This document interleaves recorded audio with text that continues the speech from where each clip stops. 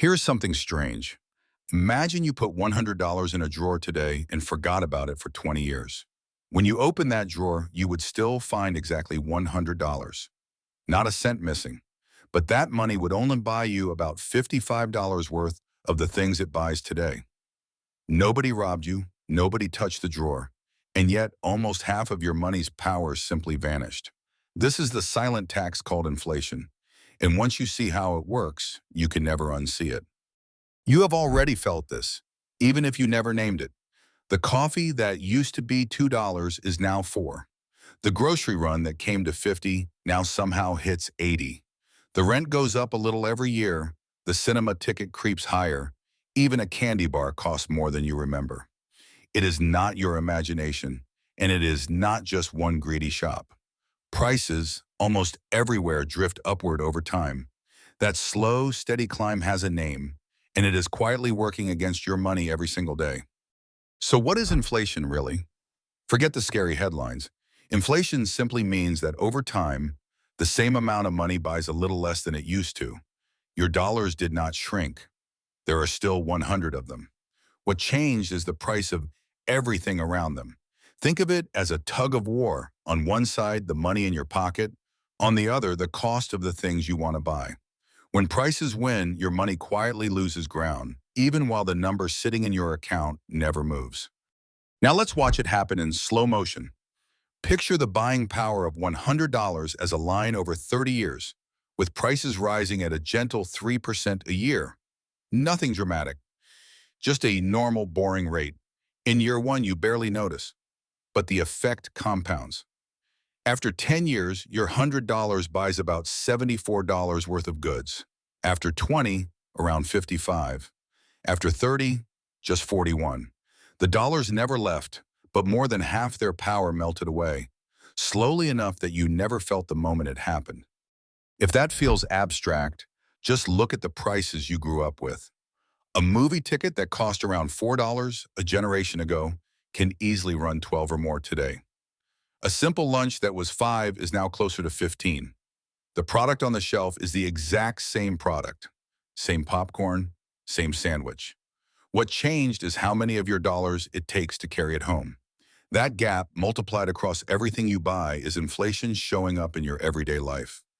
And this is the part most people miss. Doing nothing with your cash is not a neutral, safe choice.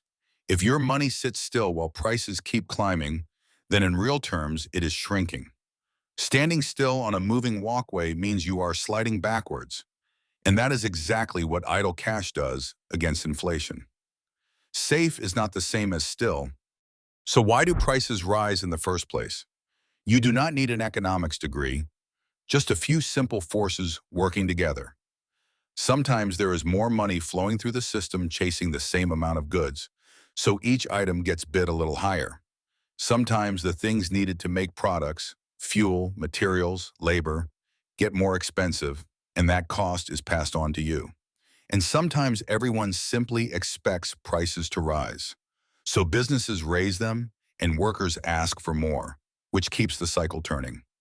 A slow, mild version of this is normal and even expected in a healthy economy. Here's a picture worth holding on to. Imagine your savings as a block of ice. Leave it sitting out in the open as plain cash, and inflation is the warmth in the room. Slowly, invisibly, it melts a little off the edges every year. You do not see it happen day to day, but come back later and the block is noticeably smaller. The goal is not to stop the warmth. You cannot. The goal is to keep adding to the block faster than it melts. So put two choices side by side. In the first, you keep $10,000 as cash, untouched, for 20 years. The number still reads 10,000. But with prices climbing, it now buys only about $5,500 worth of life. In the second, you put that same 10,000 somewhere, it can grow faster than prices. It not only survives inflation, it outruns it, leaving you with real buying power well above where you started. Same money, same 20 years. The only difference was whether it was allowed to grow. This leads to the one idea that quietly separates people who build wealth from people who tread water. The difference between nominal and real. Nominal is the number you see, the dollars in the account. Real is what those dollars can actually buy after inflation. If your money earns 5% in a year while prices rise 3%, your real gain is only about 2%. So if a savings account pays you almost nothing while prices climb 3%, you are not standing still. You are losing in real terms. Always ask not just how much your money grew, but how much it grew after inflation. Let's tie it together.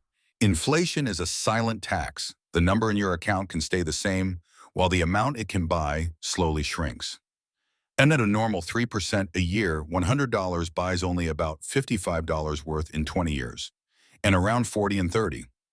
That means cash sitting still is really moving backwards, because safe is not the same as still. The way out is simple to say: keep your money growing faster than prices, and always judge it by its real return, not just the number on the screen. If this finally made inflation click, the perfect next step is our breakdown on compound interest. The same quiet, year after year force, but working for you instead of against you. And remember, everything here is education, not financial advice. So do your own research for your situation. Subscribe for more money ideas explained simply, and I'll see you in the next one.